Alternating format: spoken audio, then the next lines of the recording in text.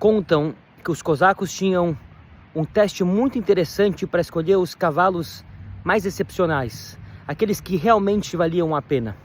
Eles levavam milhares de cavalos para um rio perigoso com muita correnteza. Eles forçavam aqueles cavalos a atravessar o rio. E assim os cavalos fortes atravessavam o rio e continuavam correndo para frente, deixando todo aquele perigo para trás. Muitos outros cavalos se afogavam, não aguentavam o teste. Mas tinha de vez em quando o cavalo excepcional. Muitas vezes um em milhares. Era aquele cavalo que quando chegava para o outro lado, mesmo exausto, depois de todo o esforço, ele não continuava correndo para frente. Ele parava, olhava para trás e buscava um companheiro, um outro cavalo que ainda estava se esforçando, se afogando, tendo dificuldades, puxava ele e levava ele até a margem.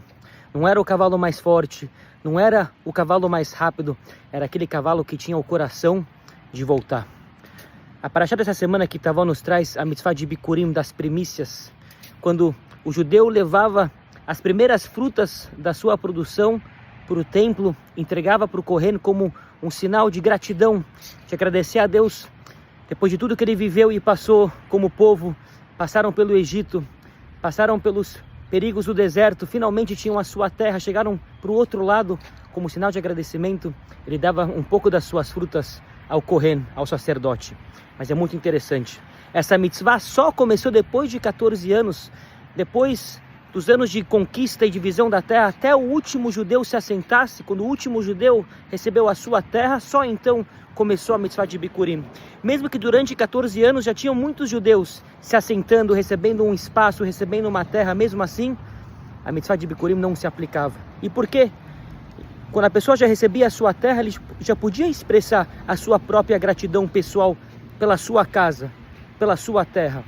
Mas não, eles sabiam exatamente a mensagem dos cavalos dos cosacos. A felicidade e a gratidão muitas vezes não está em chegar aonde a gente quer chegar. Está justamente na capacidade de, mesmo depois de ter chegado, ainda ter o coração de olhar para trás e se preocupar com aqueles que ainda não chegaram. Enquanto tinha um judeu em Israel que não tinha uma terra, mesmo aqueles que já tinham a sua posse, eles também não estavam verdadeiramente alegres. Eles não conseguiam expressar a sua gratidão. Porque isso é ser um judeu. Um judeu é ter a capacidade de sempre olhar para trás, de sempre cuidar e pensar naqueles que ainda estão no caminho. Um Shabbat Shalom a todos vocês.